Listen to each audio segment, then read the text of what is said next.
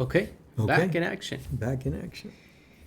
Today we talk about chapter 31, strategy 31 from the 33 Strategies of War by Robert Greene.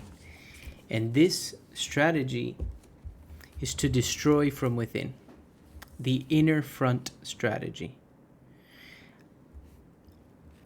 Tremendous. You want to open it up? Sure.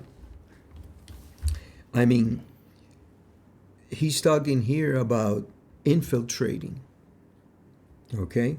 Not penetrating, not fighting directly, but infiltrating into the opponent, not letting them know that you're the enemy.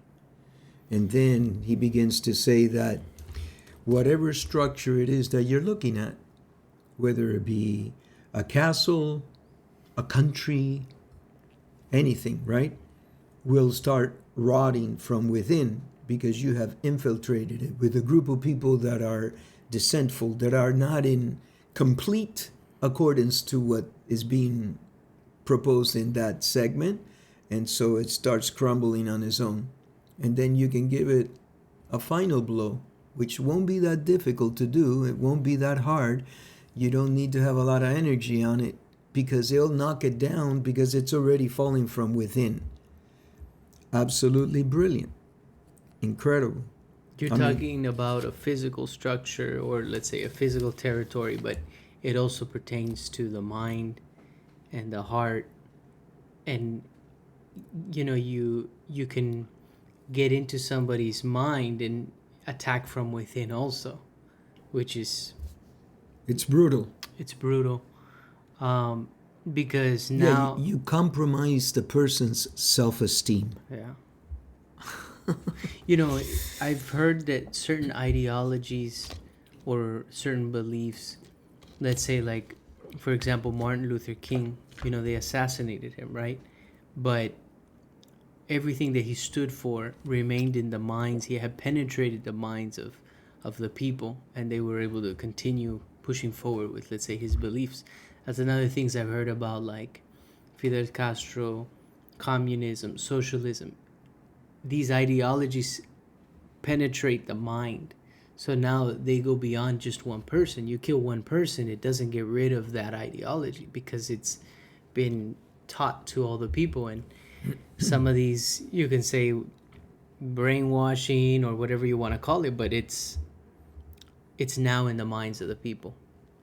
And so it's interesting because if you want to destroy, some people believe, it's a bit controversial, but some people believe that, like, school systems have been able to get into the minds of students, and certain, not all schools, right, but certain schools are, if you want to destroy certain things within, whether it's family beliefs or certain core values that people have, and you use, like, let's say, an institution to do so, that could be like destroying the enemy from within also. I know I'm kind of veering off. Greene didn't talk about that, but it just made me think of, like, what are real life situations where we see something, or like, even, let's say, the United States. If somebody wanted to take out the United States as a powerhouse, it wouldn't be in a direct confrontation because they probably would lose. It would be from within. Well, I don't want to get political because that's not the point here. But if you listen to President Bukele, okay, from El Salvador, he has turned El Salvador from one of the most dangerous countries in the world to one of the most safest countries in the world. And in order to get to that position, he's had to do some things that potentially infringe on the rights of some people. Now, he argues that it's the rights of the violent people that were controlling his country. Other people say, hey, you can't be doing this to these people for the sake of this. So there's a tremendous amount of controversy.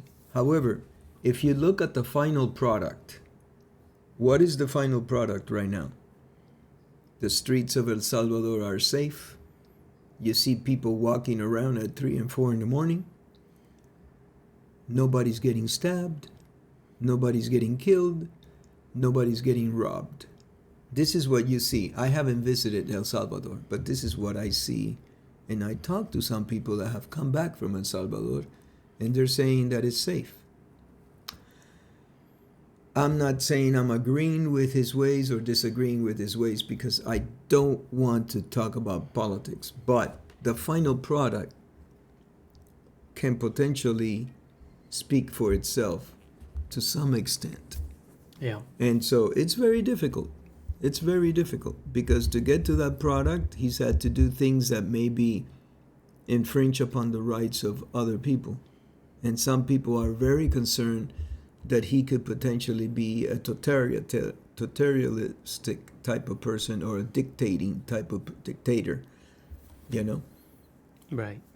So, but getting back to the book, it's saying destroy within, create what's called an inner front strategy, an interfront. So what you do is you create mistrust and dissent with people that are already not happy with what's going on in that system, and you fill their minds with your ideas, and they can potentially begin to divide that country, house, state, church, castle, whatever it is, because he's talking about all of them. Right.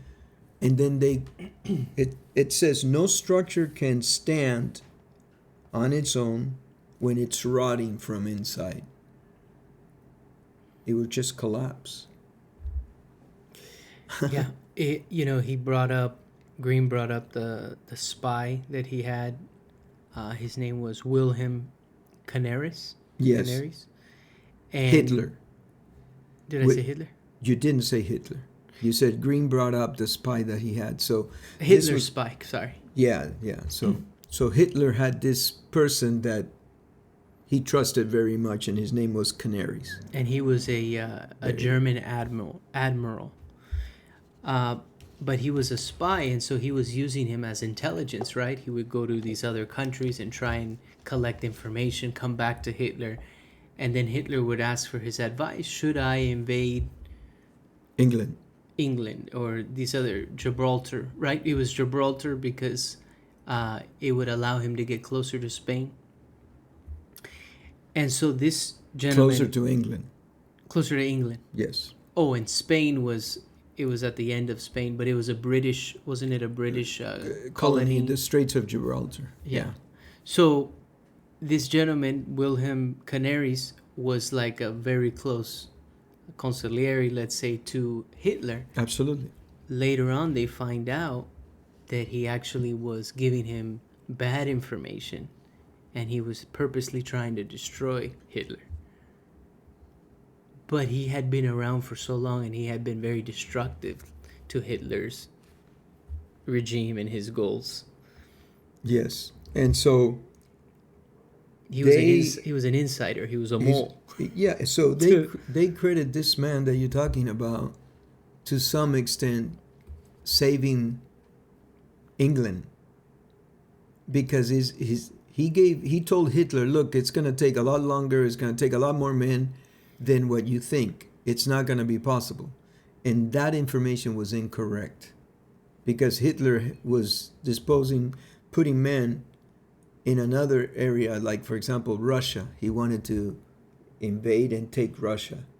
And so it's tremendous, because they credit this man possibly with turning the tide of World War II.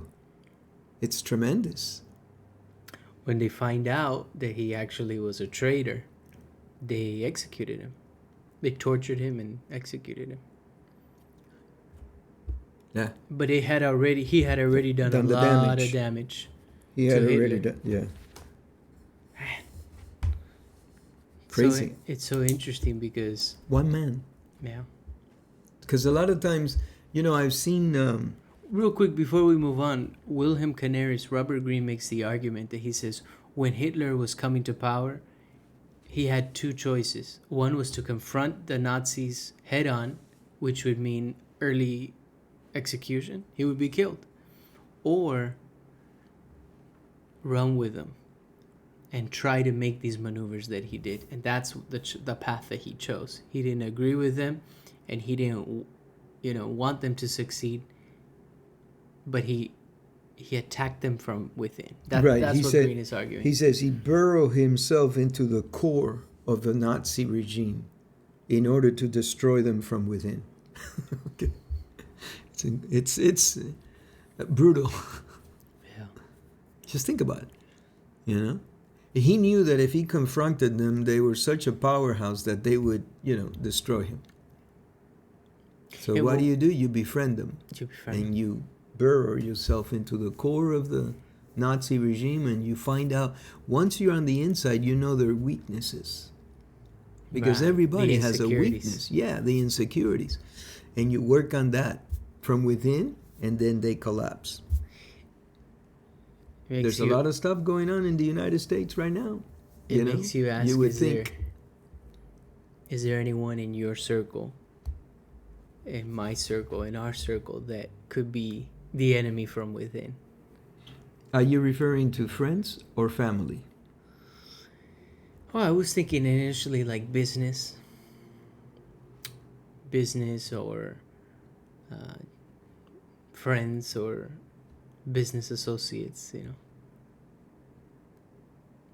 because it's a long play. This is a very strategic. This is why this is the 33 strategies of war. It's a very long play. It takes years and years and maybe even decades for something like this to develop. Years, yeah. It can happen amongst friends. It can happen amongst family members. And of course, it can happen amongst co-workers and people in the business world that you revolve around. Yeah, they're out to get you. Everybody's out to outperform the other person because they want to do well for themselves. And if you've got a pie and that pie is not growing, then the only way to get more is by bumping out somebody, right? And increasing the size of your slice. So, yeah, you have to be strategic. Look, when I was looking at buying agencies, I never came to an owner of an agency and said, "Hey, how you doing? My name is so-and-so. I'd like to buy your agency." What I would do is say, "Hey, how you doing? My name is so-and-so. You have time for a cup of coffee? We can share ideas and we can help each other."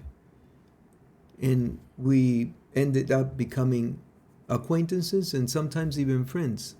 And then when the time came for them to sell, they would think of me because they knew that I was interested in buying. But you don't just drop that on somebody you just met. You just can't. It's like cold water. No. Ice water. Exactly. You get that reaction. Right. So it's a long-term play. It's a long-term play. That's a great example of using, let's say, this strategy in a positive way, because it doesn't have to be in a negative way.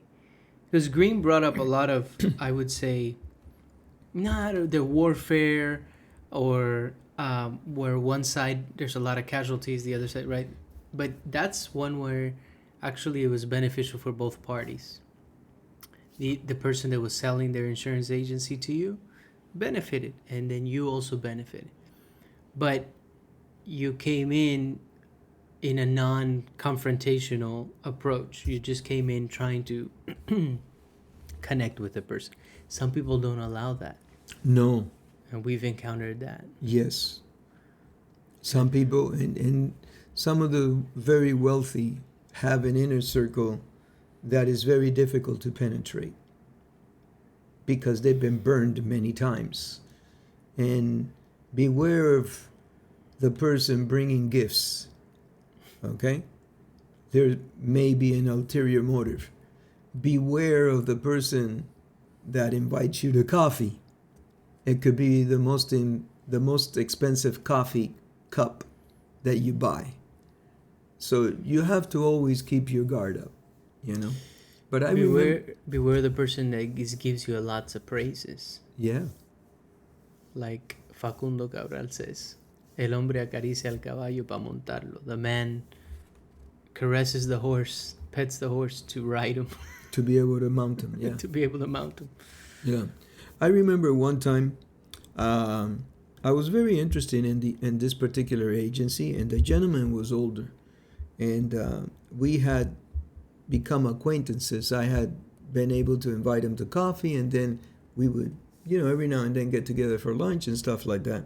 And I remember one time we went to lunch, and driving back, I remember him telling me, I was driving and he was in the passenger seat, and he says, "You know what, Pablo, I know that you're interested in buying my agency, and I told my wife that if something happens to me, to sell the agency to you." And immediately, I looked at him and I said, "Look, I don't want to say his name, but I said, look, I'm not interested in buying your agency like that. That something happens to you and your wife has to sell. I'm interested in your agency, but what I would prefer to see is that when your time comes to retire, whenever that is, whenever you choose to slow down a little bit, that you sell it to me and then you live out your retirement happy. I don't want something to happen to you so that I can get that agency." And I was very genuine in that, and I meant that. I knew that it was a long-term play on a lot of these, and that's how I was able to acquire agencies before they hit the market. Right. Once, it's a different world before the market. And Yeah. by the way, real estate is the same way. We're in real estate, and when you're dealing directly with the owner, it doesn't have to be that you crush the individual. It can be a win-win for both people. Okay? Yes, absolutely. So, it depends on the terms. Sometimes not so much on the price, even though price is very important, but on the terms. What makes it attractive to an off-market opportunity, whether it's real estate or even a business, is that you're not dealing with a lot of other competitors. So what makes it attractive is that you can deal one-on-one and try to make some sort of deal before, let's say, a lot of other people come into the mix. So that's what makes it attractive to the buyer. And that might be attractive to a seller because you also have some people that don't want a ton of people walking through, let's say, their home. No. Or they're selling their business because they have to, and they're selling a commercial building. They don't want people to know that the business didn't make it or whatever the case. There's things like that.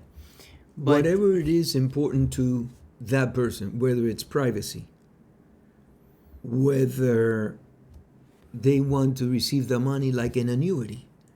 They don't want a big chunk up front so that the taxes will chew them up and destroy them. Maybe they want monthly installments, and they're willing to pay the taxes on a monthly basis as long as it lives them enough to. And we've been there in many of those occasions, created them. Yeah. So it depends on what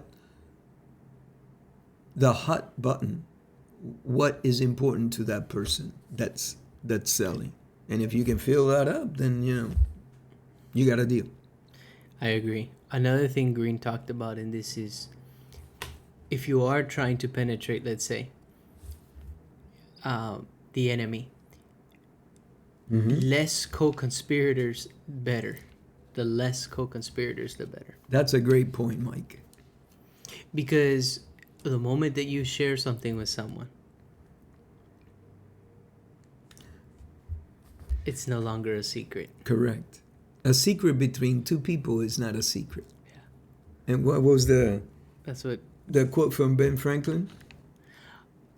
A secret between three people is only a secret when the other two are dead. I'm paraphrasing. But your dad, my grandpa, would say that often. Un secreto entre dos ya no es secreto. Something along those lines. Right. A secret between two people. Yeah, I grew It's up no listening. longer a secret. I grew up, and that's because we come from a communist country. We got kicked out of our country, and so you couldn't trust not even your family. You couldn't trust your family. They would report you They would report you to the government. to whatever. If you were doing something that was not in line with the government, your own family would take you in. Yeah. Because it was worth their while, because there was Some benefit for them. a reward, yeah, Yeah. for turning in people that were traitors One to of the our cause. close family members went through that. Yeah, A close friend, family member. yeah, yeah, absolutely. Yeah, the father was betrayed by the daughter. Essentially, he raised her, right? Something Mhm. along those lines, and she Right. turned him in. She turned him in, and the government confiscated his business, his trucks, everything, and he ended up getting a heart attack shortly after that. Really? Yeah, I didn't know that part. and he was in a wheelchair for a few years. Oh wow, Yeah. So, he was betrayed. yeah, he felt betrayed because he loved her as a daughter. And she ended up, yeah. And these things happen in life, you know. We happen to be aware of this particular case. Yeah. And some people will read it in a book and may not have the same impact as with us because we lived it, Mm-hmm. you know. The blooming lotus idea. Incredible, isn't it? The blooming lotus. There were a couple of things. I liked his take on Dali, Yeah. Salvador Dali. I liked his take on the blooming lotus and also the Trojan horse. But can you tell us about the blooming lotus that Greene gets into? Yes, he's talking about the North Vietnamese against the South Vietnamese, and they were trying to penetrate this city. I think it's called Hue City, and they had the citadel there, and inside the citadel was the imperial palace. Okay, it's an imperial palace compound, and so what they did was they prepare months ahead of this very important festival called the Tet Festival in Vietnam, and they infiltrated Their people. their people into the citadel and started working on the minds and hearts of those within. And they actually, on that date, created the trigger that formed the attack, and then they actually took it. They overpowered them and took it. And then a few months later, they just walked away. Like a few weeks later, they just walked away. But what it did was it created a symbolic, a tremendously symbolic propaganda that the United States of America was not infallible, that they were not this powerful country that could not be, destroyed. And so it worked on the morale of many people, and it took them down. So it's And the idea of the blooming lotus is that it's the flower, right? And so it starts, let's say, small, and then it expands. from within the Right. center. And these North Vietnamese penetrated the citadel, the city, and in hiding, like you said, they started working on the people, and so they started like creating dissent amongst the South Vietnamese, and that's the blooming lotus. That now you're bigger, more powerful. So yeah, that was a really cool concept. You got to read You the start chapter, at the heart. folks. You start at the center, Yeah. and then expand. Super cool. Yeah, he said rather than penetrate, infiltrate the forces. Yeah. Instead of penetrating the forces, infiltrate them. Create dissent. Bring in a different idea. You work on the minds of the people. You topple the morale. Because it's been said time and time again by Greene, he's a fervor admirer of Napoleon.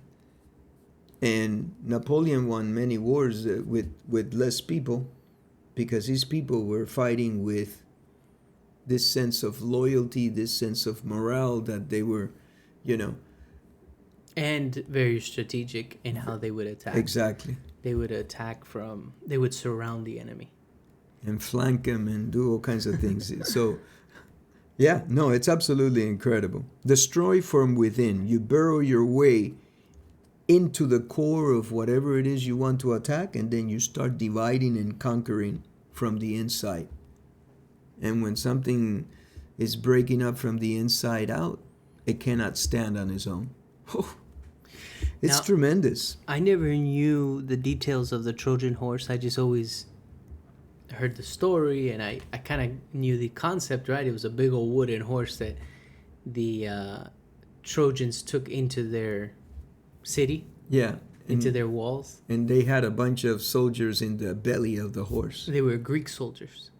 I didn't know the details of that.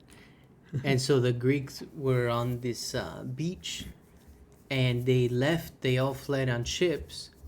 I don't know if they burnt it, I don't remember, but they left this giant Trojan horse. Yeah. And within it were the Greek soldiers. Right. So the Athenians, at one point, okay, when they saw it first, it was like a gift to their goddess, okay, and but a couple of the soldiers of the generals said, let's burn it.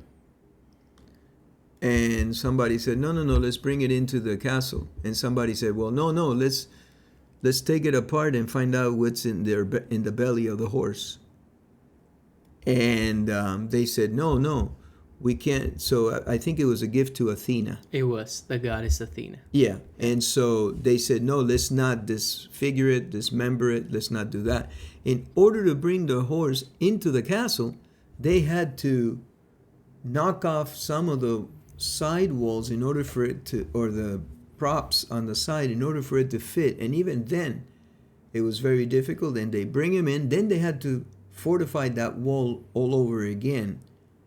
So imagine all the work they did to do that. And the idea was that the Trojans thought it was a gift to their goddess Athena, because they saw that they were defeated.